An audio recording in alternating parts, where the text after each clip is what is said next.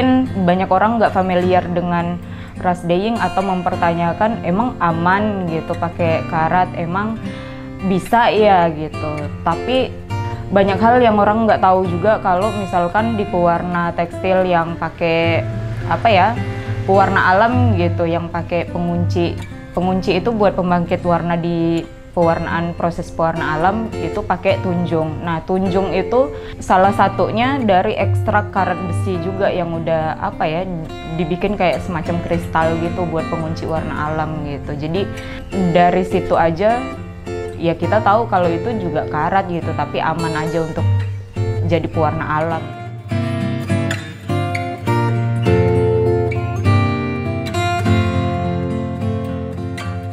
Saya memulai terjun ke dunia tekstil itu awalnya dari SMK. Jadi sebenarnya nggak berniat untuk mengambil jurusan tekstil di SMK, tapi waktu itu SD, SMP, aku sekolahnya itu di lingkungan yang sama gitu. Jadi kayak teman SD, teman SMP semuanya sama. Jadi berpikiran bahwa oke, aku harus cari sekolah untuk SMA di sekolah yang lumayan jauh dari rumah gitu. Akhirnya dapatlah satu sekolah yang punya jurusan waktu itu di tahun 2010 pertama masuk SMK. Itu juga nggak langsung ngambil jurusan tekstil gitu. Jadi kakak sebelumnya udah sekolah di situ, dia ngambil jurusan keramik gitu. Jadi aku sebenarnya tertarik ke jurusan keramik juga karena ngelihat kakak gitu. Jadi kayak oh ya udah bareng aja gitu. Tapi jadinya kakak bilang udahlah ngambil jurusan yang beda aja gitu. Gimana kalau tekstil? Jadi kamu bisa jahit-jahit. Jadi awalnya mikir kalau tekstil itu ya ada di dunia jahit, konveksi dan lain-lain gitu. Tapi setelah ngelewatin beberapa tahun di sekolah, itu akhirnya nggak cuma di tekstil dan menjahit aja gitu, tapi nge-explore kayak serat, terus tenun juga ada, dan ya kayak semacam rajut, makram dan lain-lain gitu. Jadi yang awalnya mikir bakalan bisa jahit baju atau ya terjun di dunia konveksi, ternyata itu enggak sama sekali gitu. Sampai akhirnya di kelas 2 SMK dapat kesempatan buat PKL di Jogja. Nah, di situ tuh baru sadar kalau misalkan dunia tekstil itu nggak cuma sekedar menjahit juga, tapi ada batik, terus juga pewarnaan ini itu gitu. Walaupun di SMK udah ada materi, tapi kita nggak pernah praktek gitu. Paling praktek itu yang memang kurikulum yang ada di dalamnya aja, tapi buat teori kita pelajarin semua gitu. Sampai akhirnya pas PKL di Jogja, aku mikir batik itu sesuatu yang langka yang ada di Pontianak gitu.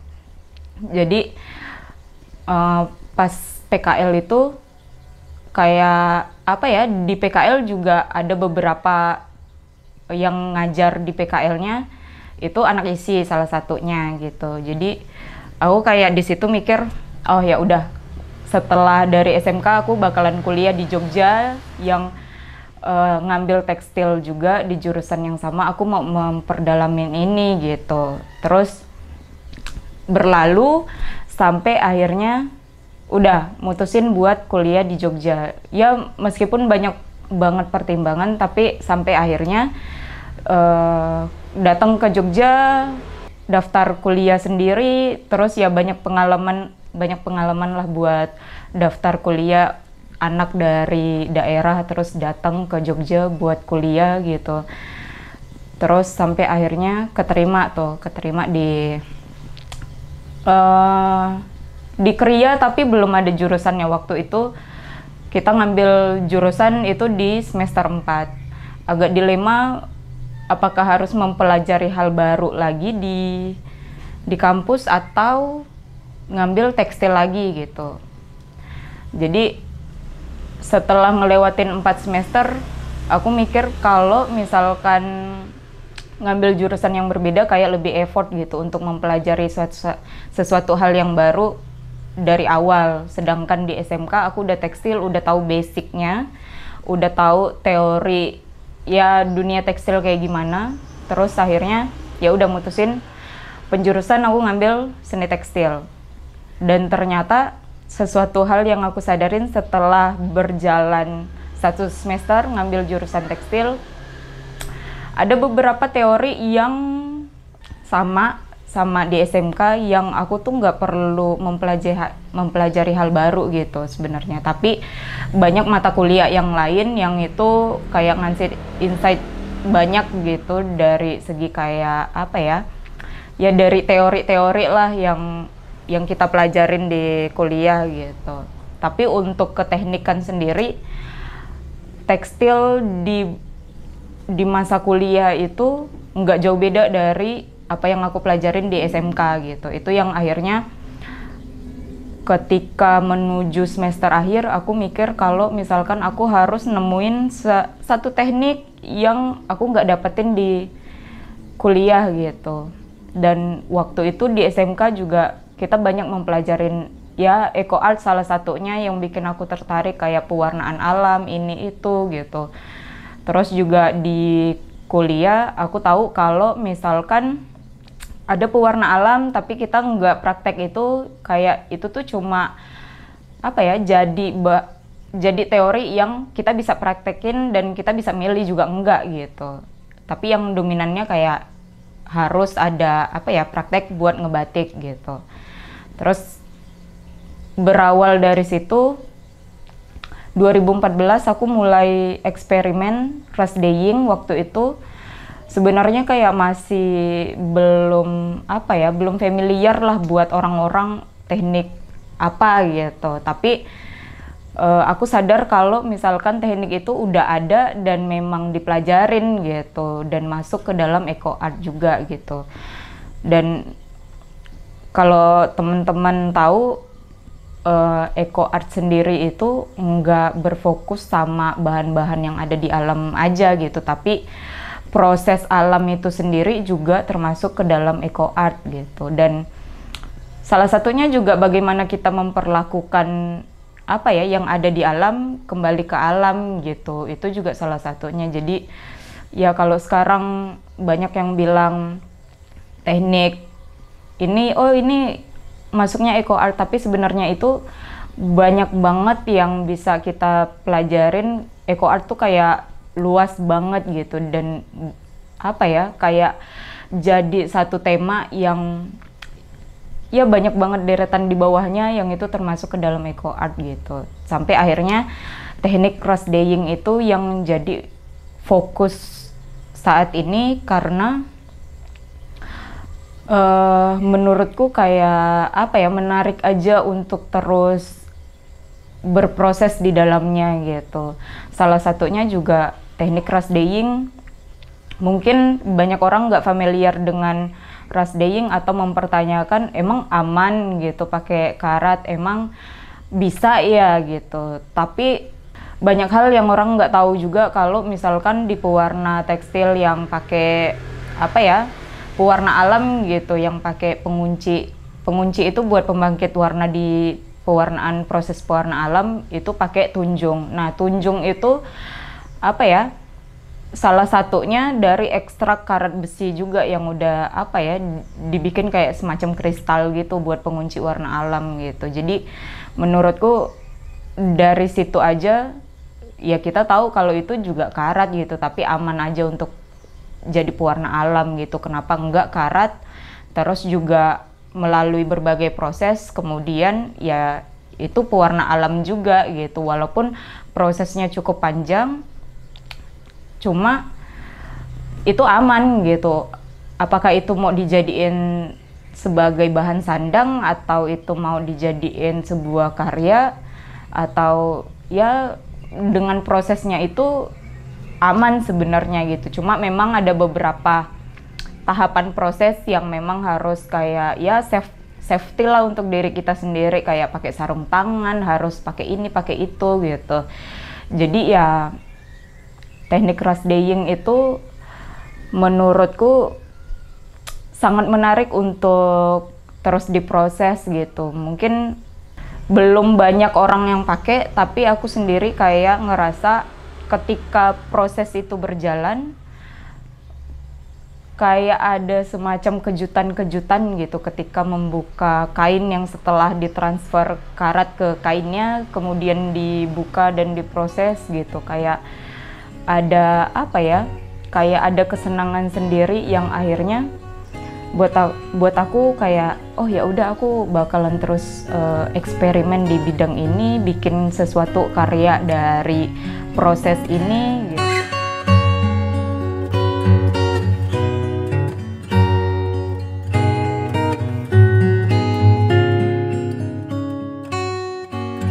Dalam berkarya, untuk visual dari karya aku sendiri itu lebih ke yang ngambil bentuk-bentuk alam, terus juga sebenarnya apa ya, lebih ke fabric sculpture gitu, dimana aku lebih dominan menggunakan kain gitu sebagai apa ya, dari bentuk karyanya gitu.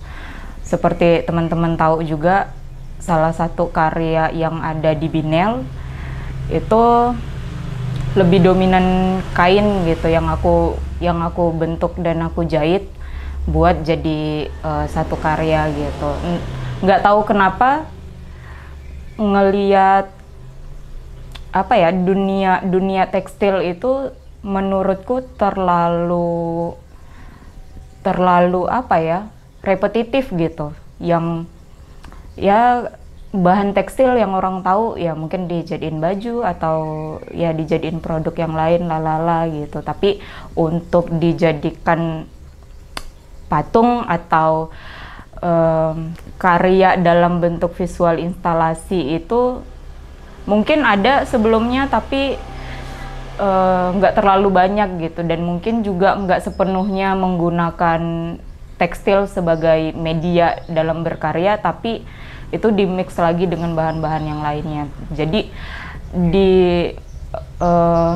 dalam waktu dekat ini aku juga masih explore untuk apa ya, menggunakan media tekstil sebagai media utama gitu, dan lebih ke 80% karya aku bahan utamanya ya pakai tekstil gitu, dan tekniknya rush dyeing. Jadi buat kedepannya juga karya-karya yang aku bikin ya mungkin masih dominan pakai tekstil sebagai medianya, dan teknik rush dyeing masih terus aku pakai.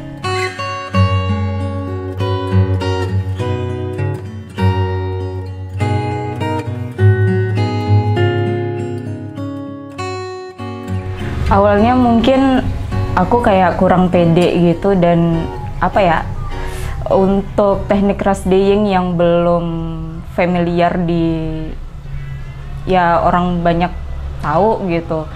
Tapi kayak di situ aku kayak mencoba untuk mencari sesuatu yang gimana karya ini bisa diterima gitu.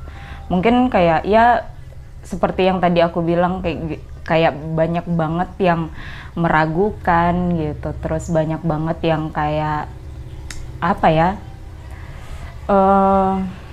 ya bisa dibilang kritik, lebih ke mempertanyakan karyamu mau dibawa kemana gitu, sampai akhirnya masuk ke Open Call Kria Award. Di situ tuh titik mula karyaku dilihat sama banyak orang gitu, dan salah satunya juga kurator yang ada di pameran itu juga gitu. Sampai akhirnya di pengumuman untuk apa ya, kompetisinya, dan aku dapat kategori karya terbaik waktu itu dan karya terinovatif. Di situ tuh baru mulai ngerasa kalau misalkan oh, teknik ini tuh memang harus aku perjuangin dan aku harus lanjut terus gitu, nggak boleh berhenti di situ aja hanya karena kayak punya ego untuk nggak, aku karya ini harus dilihat sama orang, atau kayak memvalidasi diri untuk nggak aku bisa, pokoknya aku pakai teknik ini gitu. Tapi di situ tuh kayak ngerasa kalau misalkan nggak cuma mencari nama dan meta identiknya dengan karat gitu, tapi proses itu sendiri itu bikin apa ya, salah satunya juga proses kreatifnya yang bikin aku sadar kalau misalkan teknik ini tuh yang bikin aku nyaman buat ngelakuinnya gitu, dibanding ngebatik atau nenun misalkan gitu. Dan akhirnya proses itu terus lanjut sampai akhirnya setelah Kriya Award, terus Matra Kriya Fest juga, lalu lanjut ke JSSP gitu. Nah di JSSP itu yang bikin awalnya aku kayak karyanya, oh ya udah lo mungkin ini bisa ke fashion atau ini bisa ke wall hanging doang atau apa gitu. Tapi setelah kolaborasi dengan Pak Arsono di JSSP, itu aku yakin kalau misalkan teknik ini dan kemudian visualisasinya ke dalam bentuk sculpture, karakternya lebih kuat gitu ternyata. Dan setelah dari situ tuh baru mulai kayak apa ya, ya proses kreatifnya terus berlanjut. Kemudian setelah dari situ open call lagi Asana Bina Seni waktu itu. Terus juga dari Asana, sebenarnya di Asana itu aku mikirnya kayak, oh aku perlu lingkungan baru dengan teman-teman yang berkarya di bidang yang berbeda, dengan isu yang berbeda gitu, dengan wacana yang berbeda. Ternyata dari Asana sesuatu hal yang ya nggak aku expect itu bakalan ada gitu. Kemudian dari Asana ternyata dipilih untuk oke, Meta kamu lanjut ke Binel gitu, karyamu layak untuk dipamerin di Binel. Ya dari situ akhirnya apa ya, rasa untuk lebih lagi buat memperjuangkan teknik itu tuh terus lanjut gitu, sampai akhirnya acara apa ya, pameran Binel berlanjut. Kemudian akhirnya orang baru relate gitu, dan baru oh ternyata teknik ini tuh oke ya, ternyata ini kayak gini. Jadi akhirnya banyak mengundang apa ya, pertanyaan yang menurutku pertanyaan yang positif gitu, dan apa ya, banyak orang yang support juga, dan banyak orang yang kayak ngambil sesuatu insight yang baru bahwa teknik itu tuh beneran ada gitu, dan teknik ini bisa dipakai dan untuk menjadi suatu visual karya jadinya punya karakter yang kuat banget gitu, yang aku juga nggak bakalan nyangka itu jadi sebuah teknik yang orang kayak langsung apa ya, mempertanyakan kayak ini dari apa, kok ini bentuknya kayak gini, kok ini mirip kayak ini gitu. Pertanyaan-pertanyaan itu tuh yang apa ya, ada sesuatu yang bikin aku happy gitu, karena prosesnya cukup panjang dan bertahun-tahun juga untuk eksperimen di dalam hal itu, sampai akhirnya divalidasi sama orang bahwa teknik rust dyeing itu ya memang teknik bagian dari apa ya, dunia tekstil gitu, dan masuk ke dalam eco art itu tadi. Jadi ya menurutku mungkin setelah ini bakalan banyak orang yang pakai teknik yang sama, dan itu juga salah satu apa ya, rasa yang kalau dari dulu aku selalu kayak pengen kapan sih orang ada yang sama pakai teknik yang sama gitu, biar aku tuh punya temen gitu buat kalau teknik ini nih, kalau teknik rust dyeing, teknik yang ya memang bagian dari dunia tekstil gitu.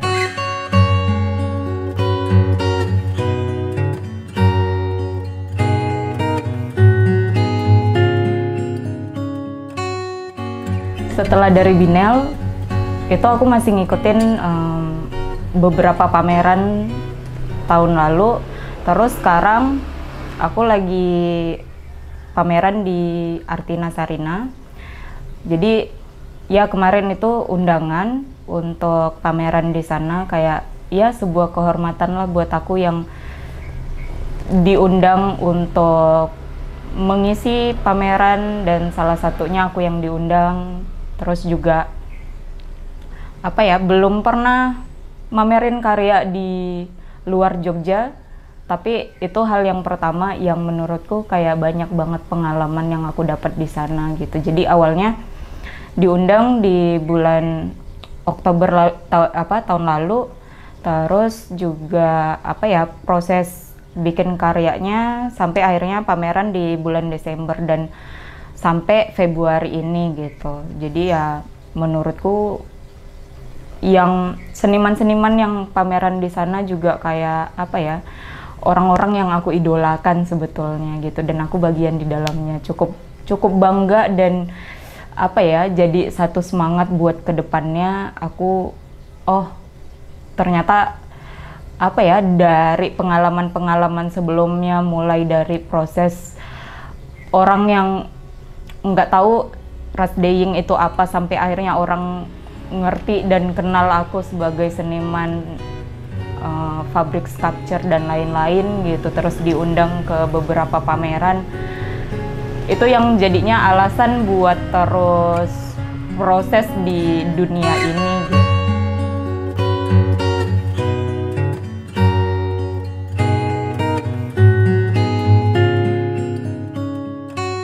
Setelah ngelewatin banyak hal, terus dengan proses yang panjang, dan ya beberapa tahun ini akhirnya aku ngerasa bahwa teknik yang aku pakai dan di sepanjang proses kreatif ini itu ternyata banyak opportunity yang aku dapatin gitu. Salah satunya juga apa ya, teknik Rasdaying yang aku pakai ternyata bisa diaplikasiin ke dalam bentuk fashion, kemudian juga berkolaborasi dengan beberapa brand apa ya, untuk dijadikan ya mungkin bisa dibilang wardrobe gitu, tapi secara eksklusif gitu. Terus juga ada beberapa hal yang dengan potensi yang cukup banyak sebenarnya.